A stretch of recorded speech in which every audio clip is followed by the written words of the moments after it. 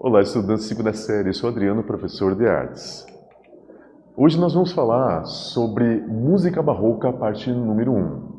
Veremos brevemente a música barroca e suas particularidades, veremos também alguns destaques nesse período. A gente vai conhecer mais ou menos, pessoal, as escolas que estão dentro dessa escola barroca, dentro desse período barroco. O período barroco foi considerado um período mais técnico, muito matemático, muita ênfase na questão rítmica e harmônica. Então a gente vai ver que vai existir uma construção bem complexa, bem interessante, e a gente vai ver também um fato bem interessante que é a ópera. E a gente vai conhecer as 3 escolas da ópera, e a gente vai ver todo o desenvolvimento dela dentro desse período que vai exatamente dar toda a base para aquele movimento que a gente vai conhecer como um movimento clássico. Vamos em frente. Vamos fazer 2 perguntinhas, pessoal, só para a gente entrar no clima da aula bem rapidamente. Pergunta 1. A dissonância pode trazer brilho, harmonia? Agora eu pergunto para vocês, será que de repente uma nota que ela não está casando muito bem, que ela está meio tortinha, ela entrando dentro da música e de repente ela se torna um acorde perfeito, harmônico, ela pode dar um brilho especial? Pergunta 2. A ópera italiana possui escolas com diferentes focos? Você acha que dentro da Itália, que foi o berço da ópera, existiam escolas diferenciadas, ou seja, escolas que interpretavam a ópera de formas diferentes? Essa aula a gente vai ver que sim. Vamos lá. Em 1607 inicia-se o período barroco, estreia da ópera Orfeu, indo até 1750, morte de Johann Sebastian Bach. Período do uso do modo, subidas e descidas tonais, e do baixo contínuo, acompanhamento da melodia. Harmonia enfatizada numa construção altamente matemática, sendo que Johann Sebastian Bach é, em seu maior destaque, e considerado por pesquisadores um computador humano mediante suas composições musicais. Primeiramente, por que vamos colocar 1707? Na verdade, a ópera ela já vem lá do final do século XVI, 1500, alguma coisinha, nós já tínhamos Rossini e outras pessoas que já tinham feito exatamente tentativas e já tinham concretizado exatamente movimentos da ópera. Só que 1607 foi a primeira ópera que foi considerada uma obra de arte, que é exatamente a história de Orfeu. Orfeu que foi lá, salvou sua esposa do submundo, então essa cena mitológica está sendo retratada dentro dessa ópera. E foi Cláudio Monteverdi que fez isso. Então nesse momento nós tivemos uma reviração, uma reviravolta, vamos colocar no meio musical, e eles acharam interessante colocar isso como algo precioso. Daí inicia exatamente o movimento barroco. É um movimento também acompanhando as artes visuais, é um momento que a música ela tem uma expressão muito forte, então o sentimento é colocado muito com ênfase nesse momento dessa ópera. E vai terminar com 1750, a morte de Bach, para vocês verem a importância de Johann Sebastian Bach, músico, compositor alemão, que ele fez uma grande transformação, porque ele foi uma pessoa que desenvolveu muito o estilo da fuga, um estilo que vem lá desde o Renascimento, e ele fez essa coisa de várias vozes, então ele deu aquele conteúdo matemático. Até hoje as composições dele são emblemáticas, lembrando que Bach, ele ficou esquecido por muitos anos, ele foi redescoberto muito tempo depois, durante aqui uns 50, quase 100 anos depois, ele foi redescoberto por Felix Mendelssohn, que foi um grande precursor do movimento romântico. Então, quer dizer, Mendelssohn descobre, ele traz ele para o mundo e levou 50 anos para poder reunir todas essas peças de Bach para a gente poder conhecer essa riqueza da obra dele. Lembrando que nesse período barroco nós temos o uso dos modos, baixo contínuo. Então, o que é o modo? O modo é exatamente quando você tem essa subida e descida, quando é utilizada exatamente uma escala cromática dentro da música. Então, quer dizer, você tem uma tonalidade de música, ela de repente ela deu uma subida e de repente ela deu uma descida. O modo, falando grossamente, seria mais ou menos isso, essa mudança das tonalidades até chegar exatamente uma tonalidade inicial. Então tem essa subida e descida. Outra coisa interessante é o baixo contínuo. O que é o baixo contínuo? Aquela coisa que dá um peso da música. Então você tem a melodia tocando e aquele baixo ele toca, ele vai lá, e vai tocando, aquele baixo continua e a melodia vai andando e de repente mais um baixo é tocado e continua a melodia. Então aquela coisa que vai dar grandiosidade, o peso na música é esse baixo contínuo. Outra coisa interessante é que a harmonia enfatizada é pela construção matemática, ou seja, que eu já falei, Johann Sebastian Bach, ele conseguia colocar de repente num único tempo, ele conseguia colocar 32 notas, no único tempo colocava 64 notas, quer dizer, ele fazia uma separação matemática e colocava tudo dentro do seu tempo específico. E ele fazia uma coisa de várias vozes conversando, e essas vozes elas iam conversando durante toda a música. Então isso é uma coisa altamente complexa. Tanto é que o classicismo, ele vem trazer o quê? Ele vem trazer uma simplificação disso, porque o classicismo vem trazer ênfase na melodia. Então deixa um pouquinho de lado essa complexidade musical.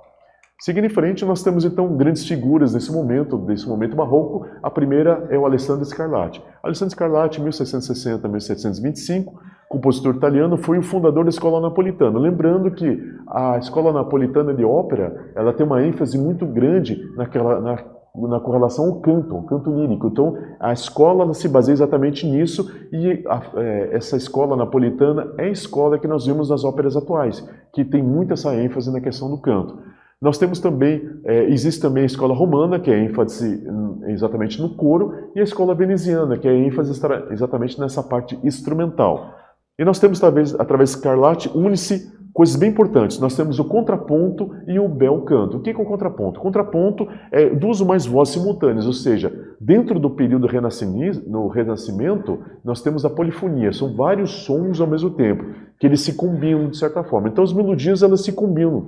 Nesse momento agora do Barroco, o contraponto é quando uma voz ela começa um diálogo, e de repente outra voz começa outro diálogo, e essa própria voz responde e pode entrar uma terceira ou quarta voz. Então essas melodias elas vão conversando durante todo o andamento da música, e isso é o contraponto. Então quer dizer, peso de diálogo de um do outro ponto. E outra coisa interessante é o bel canto. O que é o bel canto? Bel vem da palavra belo, belo canto. Então é a técnica italiana de canto. É uma técnica que ela vai fazer o seguinte, no momento de uma conversação, ela vai fazer o seguinte, ela tem aquela graciosidade melódica, então você vai ver uma música mais doce, você vai ver a interpretação bem mais adocicada com relação às frases musicais, e muitas vezes no momento da ópera tem um momento de diálogo, de conversa propriamente dito, mas a conversa ela é recitada. Então, no momento do diálogo, o próprio cantor ele vai fazer mais ou menos um meio termo entre fala e canto, então ele vai recitar musicalmente as palavras para a pessoa que ela está conversando. Então essa palavra de personagem vai ser meio cantada, meio falada, isso vai ser trazido. Então essa vai ser a base do bel canto, que vai ser a base da escola napolitana. E nós temos também Cláudio Monteverdi, 1567 1643, aquele que fez a composição Orfeu, que já falamos, compositor instrumentista, um dos grandes precursores da ópera. Lembrando que Jacopo Peri e Ottavio Rinuccini, em 1594, já tinham feito exatamente a tentativa da ópera, já tinham trazido ópera, mas não teve até aquele momento uma obra de arte, uma obra-prima, vamos colocar dessa forma. A composição Orfeu, sim, foi considerada sua obra-prima. Deu início ao período barroco. Monteverdi fez a escola veneziana, aquela coisa da ênfase instrumental que eu já falei anteriormente. Ele fez a transição do estilo renascentista, polifonia, para o contraponto mondo e baixo contínuo. Exatamente, ele fez.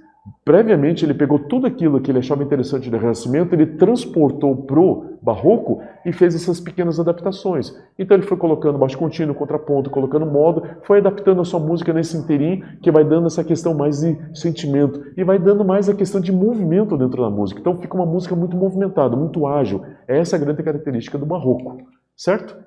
Vamos fazer uma perguntinha só para fixar o que a gente falou até agora? Pergunta número 1. Cite o nome de 3 escolas italianas de ópera e qual era a ênfase de cada uma? Acabei de falar. Escreve para mim e fico aguardando vocês. Até daqui a pouquinho.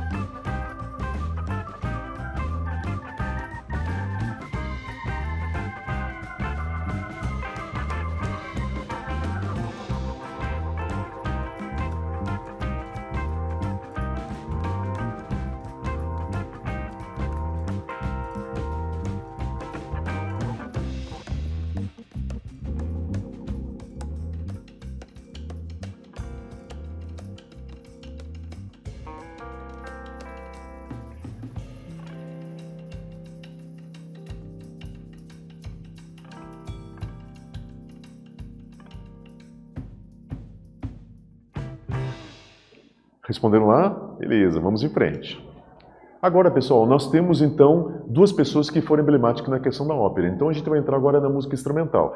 Lembrando que nós temos agora a escola italiana, nós vimos a escola napolitana de ópera e a escola veneziana de ópera. Agora nós estamos entrando na escola, vamos colocar escola italiana instrumental e depois nós vamos para a alemã. Então na italiana nós temos Antonio Vivaldi, 1678 a 1741, compositor instrumentista italiano conhecido como Padre Ruivo, porque ele era padre e foi ordenado em 1703. Ele era bem ruivo, então ele chamava muita atenção onde ele passava. Ele foi regente musical do Ospedale delle Pieta, ou seja, orfanato da Piedade das Moças, que nesse orfanato nós tínhamos um conservatório musical lá dentro, e era muito famoso, principalmente pelas cantoras. As cantoras eram muito famosas nessa época. Então, conta-se aqui um episódio, ele foi punido por se ausentar de uma missa para escrever uma melodia. Ele tinha um problema físico, então ele não podia fazer missas. Então ele participava das missas. E volta e meia, estava lá todo mundo ali rezando, bonitinho lá, de repente sumia o Vivaldi. O pessoal só olhava, cadê o cara? Iam lá atrás da sacristia, estava ele lá escrevendo música. E ele foi punido por isso, mas era essa questão da explosão de composição. Então vinha a melodia na cabeça dele, ele tinha que escrever de alguma forma, ele fugia e escrevia. Então ele tem, em 1723, ele fez a obra mais emblemática dele, no Opus número 8. Então ele fez o Julgamento de Harmonia e Invenção, onde inclui sua mais famosa obra, As Quatro Estações. Então nessa peça Harmonia e Invenção, dentro da parte final vai ter a representação da primavera, verão, outono e inverno. Então o que ele vai fazer? Ele vai pegar seus instrumentos musicais e ele vai trazer dentro dessa composição o barulho dos pássaros, o barulho do vento, o barulho da água, o barulho das florestas, a mudança do sol, o movimento do sol, a chuva, as flores nascendo, crescendo, tudo isso ele imagina e traz isso na concepção. Aquela teatralidade que nós temos dentro da ópera, ele vai trazer essa teatralidade através do som. Então ele vai trazer esse mundo abstrato rico de várias coisas. Então quando você fecha os olhos e você vê, você ouve as quatro estações, você vê no inverno aquela coisa parada, aquela coisa do gelo, aquela coisa do frio. De repente, em outono, você começa a ver aquela coisa que está começando a ficar devagar. Quando você entra na primavera, você começa a ver os animais correndo, pulando, saindo de hibernação. Quando você vem no verão, você vê aquela coisa do sol, aquela coisa da pedra, com aquele calor. Então você imagina tudo isso porque ele traz na concepção dele em construção da música. E ele vai exatamente usar algo que o classicismo vai usar bastante, essa ambientação. Mozart vai pegar muito de Vivaldi. Ele vai trazer isso na questão das suas composições, trazendo aquela coisa do mundo abstrato sendo observado por um espectador. Isso é bem interessante. Agora a gente vai dentro da Alemanha. Vamos sair de um cunho católico romano, vamos no cunho protestante, lembrando que Bach era luterano. Então, Johann Sebastian Bach, 1685-1750, compositor e instrumentista alemão, maior do barroco, ele foi a referência, vamos colocar no barroco, porque ele é muito bom. Ele usava dissonância rápida e variações, algo inédito. O que é dissonância? Dissonância é o seguinte, agora imagine você vai tomar um café e você tem tanto de açúcar. Eu coloco menos açúcar para você se toma também amargo. Daí de repente eu coloco o tom ideal de açúcar, você toma, está perfeito. Então, a dissonância é isso. Aquela falta de açúcar até que chega no açúcar completo. Isso é dissonância, uma preparação para a perfeição. E na música vai acontecer isso. Você vai ouvir a música, aquele desconforto de ouvir uma coisa que não está combinando, de repente vem uma nota cheia e fica aquela coisa, assim, perfeita. Aquela nota que ressoa. Então ele fazia muito isso, a preparação da nota. Um pré-tempo para um acorde perfeito. Essa dissonância, a princípio, o pessoal não gostou, achou esquisito, mas quando o pessoal começou a ver o desenvolvimento da obra dele, o pessoal gostou. Lembrando que Bach perdeu os seus pais muito cedo, e ele acabou sendo criado pelo irmão mais velho, e o irmão mais velho ensinou órgão, e ele, quando ele era novo, antes de ficar adulto, ele era cantor, então ele tinha uma voz maravilhosa de contralto, daí ficou homem, daí a voz perdeu, e ele caprichou na instrumentação. E nessa instrumentação ele começou a usar muito o órgão como instrumento principal, além que ele tocava também violino, fazia muitos instrumentos, além de flauta e tal, mas ele tinha muita essa musicalidade dentro dele. E entre 1703 e 1709, compôs Tocata e Fuga em Ré menor, que é a obra emblemática nele, ele vai utilizar exatamente a fuga. A fuga são várias vozes que elas vão correndo, fugindo e conversando. Isso ele faz. Ele faz uma maestria completa. Lembrando que o órgão ele tem 4 teclados, ele tem as pedaleiras. Então, quer dizer, ele tem que controlar mão direita e mão esquerda, acompanhamento e melodia, e as pedaleiras para fazer os baixos contínuos. Então, quer dizer, é muita coisa para fazer. E lembrando que o órgão é exatamente ar comprimido dentro daqueles tubos, e é um som que enche a igreja, uma coisa maravilhosa. Então, em 1760, na verdade, lembrando que a fuga é um estilo que tem lá do Renascimento, e nas mãos de Bach, ele fez com que a fuga se tornasse o ápice da fuga dentro do barroco. Em 1716, ele compôs Coração e Boca e Ações e Vida, onde ele cantata final temos Jesus, a Alegria dos Homens, obra que o imortalizou. Então, dentro dessa grande obra, Jesus, a Alegria dos Homens é uma obra que exatamente dá a voz de Bach e ele acaba sendo imortalizado. Que nem eu falei, ele teve um momento, pelo fato dessa perseguição católica dentro da Europa, a coisa da Contra-Reforma, muitas outras coisas, a obra dele foi apagada de propósito e foi deixada de lado. Até que Felix Mendelssohn estava pesquisando, achou uma obra dele, tocou, achou maravilhosa. Mendelssohn é aquele que compôs a marcha nupcial. Todo casamento que você entra tem a marcha nupcial, ele que compôs, também alemão. Ele descobriu, ele começou a trazer isso para o mundo, ele viu a riqueza e até hoje ele é referência da música barroca, porque quando ele fecha os olhos, ele morre, encerra-se o barroco pelo brilhantismo que ele teve. Ok? Vamos fazer uma última pergunta só para fixar o conteúdo, pessoal? Pergunta número 2. Cite uma obra famosa de Antônio Vivaldi. Acabei de falar, escreve lá para mim qual obra, eu fico aguardando vocês até daqui a pouquinho.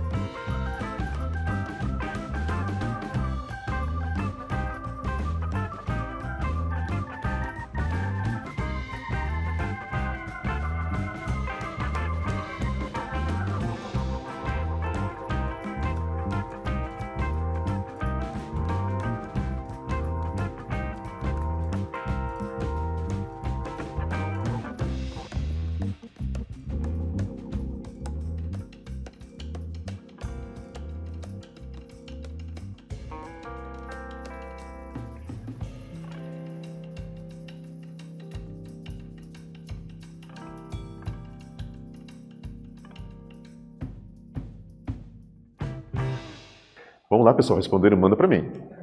O que nós vimos, pessoal? Vimos brevemente o resumo sobre a música barroca e como seus principais representantes trouxeram inovações à ópera e à música instrumental. Literalmente, eles lançaram as bases para o classicismo através de suas experimentações. Se a gente fosse fazer um mapa, vamos colocar um mapa mental sobre estilos musicais, a gente vai ver barroco e Johann Sebastian Bach, clássico, Mozart, romântico, exatamente Beethoven. Então a gente vê que essas grandes figuras fizeram a grande diferença. O barroco, ele surge assim modesto, trazendo a coisa de sentimento, a questão do movimento dentro da música pelo Monteverdi, e de repente ele vai encerrar exatamente com a grandiosidade de Bach, e que nem eu falei para vocês, eles vão dar toda a base para o classicismo. Mozart, ele pegou um material tão rico, tão rico, tão rico, ele falou o seguinte, vamos pegar tudo isso daqui, vou trazer para o classicismo, vou pegar instrumentos de caça, instrumentos militares, instrumentos da música de câmara, vou fazer orquestra sinfônica e vou dar grandiosidade àquilo que já foi plantado pelo barroco. Isso que aconteceu. E o barroco trouxe isso. Trouxe essa versão matemática maravilhosa, essa questão do sentimento, essa questão do movimento, de uma forma que encheu as igrejas